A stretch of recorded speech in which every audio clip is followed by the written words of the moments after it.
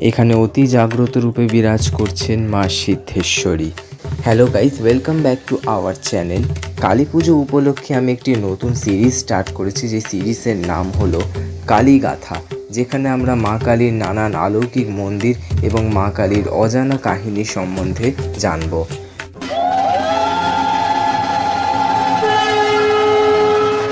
কলকাতার কলেজ স্ট্রিটে ঠনঠনিয়া কালীবাড়িতে মা কালী সিদ্ধেশ্বরী রূপে পূজিত হন। পুরাকালে ঠনঠনিয়া কালীবাড়ি ঘিরে ছিল ঘন অরণ্য। দূরে থাকা গ্রামবাসীরা মন্দিরের ঘণ্টার আওয়াজে জানতে পারত আরতির সময়।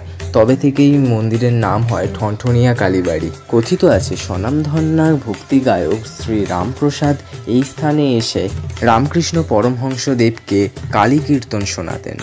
1703 সালে সুতানুটি গ্রামের ভাগীরথীর তীরে জঙ্গলের মাঝে এক শ্মশানে উদয়নারায়ণ ব্রহ্মচারিণী নামের এক তান্ত্রিক মাটি দিয়ে এই প্রতিমা তৈরি করেন। 1860 সালে শঙ্কর ঘোষ নামের একজন ব্যক্তি এই মন্দির স্থাপন করেন।